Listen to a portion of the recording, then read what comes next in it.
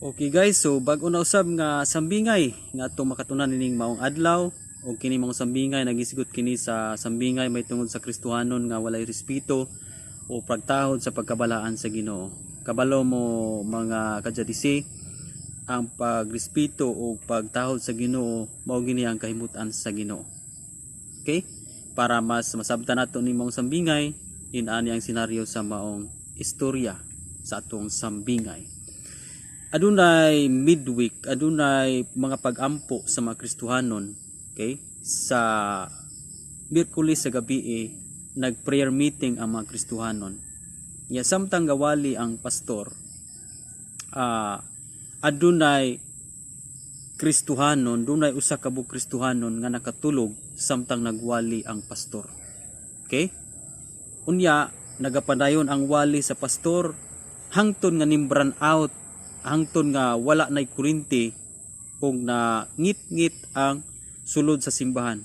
Still nagapadayon gyapon wali ang pastor bisan og wala nay kuryente.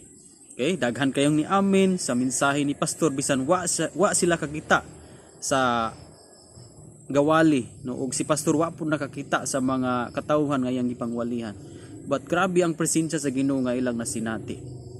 And sa dihang kusog na kayo ang pagwali sa pastor, kusog po kayo ang pag-respond sa mga tao, pag-imin sa mga tao, nakamata ang maong nakatulog nga Kristohanon. Ug sa pagmata niya, natingala siya nga wa na siya makita. Natingala siya ngit-ngit kaayo. Okay? Sumisyagit siya atubangan sa pastor o sa tanan nga mga kaubanan nga nagsimba, niyon siya nga, tabangi ko ninyo, ampoi ko ninyo, kay nabuta ko. Okay? So, moto ang iyang gihangyo nga, magpatabang daw siya ampo kay nabuta siya, wa na siya makita. Okay? So, dinhilang kutob ang atuang nga sambingay. Unsa may makuha nato nga lesson ni adtong maong sambingay? Dunay mga tao karong panahon na nga wala sila pagrespeto sa pagkabalaan sa Ginoo. Wala sila pagtahod sa pagkagamhanan sa Ginoo. Kung imong tanawon, katong maong tawo, gikatulugan lang niya ang pagpamati sa pulong sa Ginoo. Atong hinumduman nga ang pulong sa Ginoo balaan. Okay? So, kung wadto tag simbahan, maminaw tag pulong sa Ginoo, ya ato lang katulugan, usa kini kapag dili pagtahod o walay pagrespeto sa pagkabalaan sa Ginoo. Okay? Kay diba kung atong tanawon dapat mas prioritize nato ang Ginoo. Kung magisgot ta og wali kalabanan karon pag dukaon og tulgon gyud ang mga sagad nga mga Kristohanon, dili hinuon tanan. Pero kung magisgot na ta og salida, magisgot na ta og social media, bisan pag moabot og alauna, abot og alas 2, dili pagatulgon ang tawo. So matingala ka nga kani manuong mga dili maka-grow sa atong espirituhanon, mo hinoy ato ang pulawan, samantalang kining sa pagpamati sa pulong sa Ginoo, no, kadyot lang kaayo, dili gani kabot og usa ka oras, pero matingala ka ngano nga katulugan o dukaon gyud ang mga Kristohanon. So makita nato dinha nga kung mao nay mahabits tong kinabuhi, mahimo ta nga wala tay batasan o wala tay respeto sa pagkabalaan sa Ginoo. Okay? Adunay usa ka example sa Biblia nga wala say respeto pagtawod sa pagkabalaan sa Ginoo. Muna nga ang nahitabo sa kinabuhi dili sa malipayon nga pagkatao. Walay na mao ang kinabuhi ni Cain. Di ba si Cain, atong balikon ang istorya ni Cain. Naghalad siya abot sa iyang kaumahan, okay? Mga abot sa iyang kaumahan gahalad siya. Apan wala dawata sa Ginoo ang iyang halad. Mao nga nagmugot siyang naguol siya. Okay? So unsa may rason nganong wa man dawata sa Ginoo yang halad? Tungod kay naghalad siya matud pa sa mga pagtuon nga wala gimensyon didto unsang klasya sa halad. Ang kang Abel ra ang pinakapanganay, pinakauna ug pinakamaayo nga bahin yang gihatag sa Ginoo. Pero ang sang kang Cain wala gyud gimensyon, wala gisgot nga pinakamaayo nga mga bunga sa iyang mga tanom, kundili na naghalad ra siya. Okay? So naghisigot ka to sa pagsimba. Nga ang pagsimba di ni Cain adunay gitawag og mix nga pagsimba. Okay? So ang mix nga pagsimba naghalad siya dito og mga tamasukon, mga luyat ug saging pa na, no? O dili mga himsog nga mga abot sa iyang uma. So iyarang gisagol. Adunay mga reject sa mangga pa na, adunay mga reject unya iyang giapil ra po niya sa himsog. Okay? Subot pasabot, kung imo nang sang sabton nga klase sa halad ni Cain, wala siya pagrespeto sa pagkabalaan sa Ginoo.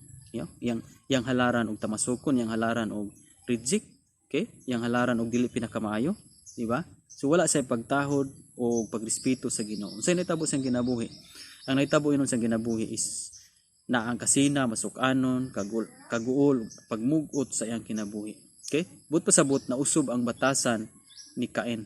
Kay ang yang halad wala man dawata sa Ginoo, busa dili pud siya makadawat nga may tabo na siyang kinabuhi. Munang sa ato bitawng kinabuhi, daghang mga tao nga dili sila kadawat nganong inaana ang ilang kinabuhi.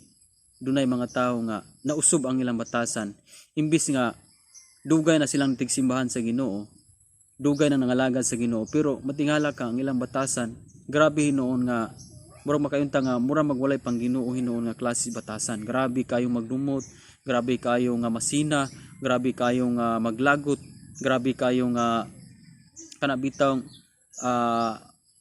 magbisan sa huna-huna, murag nakapatay na ka sa huna-huna. Grabe ang imong paglagot sa mga tao.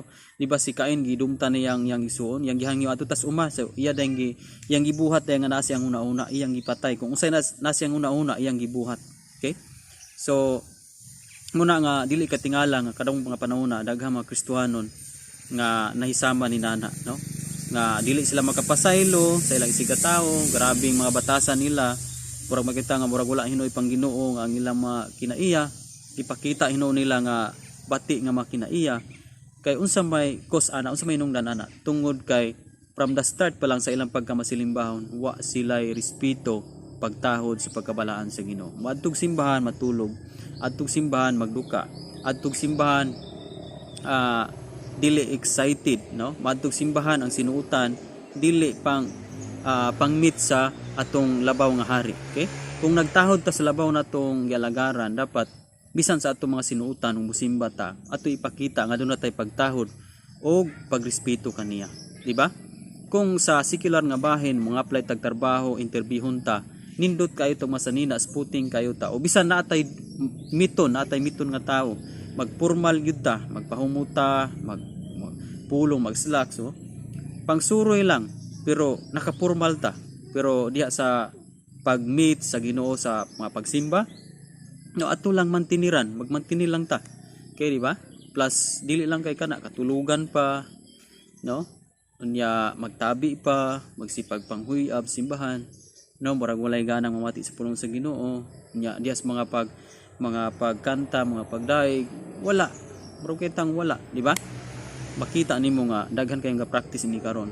Kristohanon kini nga walay batasan, walay pagtahod sa pagkabalaan sa Ginoo ug walay pagrespeto sa kagamanan sa Ginoo. Kung usa ka Kristohano nga naghimo niya na, dapat biyaan nimo ng klases kana iya kay wala nay maayong ikatampo sa imong kinabuhi. Hinoon kana nga klases imong gipakita nga kinaiya while nagsimba ka niadto ka sa church, mo na imong gipakita nga kinaiya, imong katulugan or wala kay pagrespeto sa kabalaan sa Ginoo. Ang ending hinoon ang mahitabo hinoon sa imong kinabuhi is mahimo nga wala hinoon kay kausaban nga maayo. Okay? Ang mahitabo hinoon ang maayo nimo karon mausab hinoon hangtod nga dili na maayo ang imong kinaiyang mga batasan. Okay? Basinahon, kusog maglagot, dili ka pasaylo, tanan nga negatibo. Ani na siya sa imong gipugas nga walay pagrespeto, pagtahod sa pagkabalaan sa Ginoo. Okay?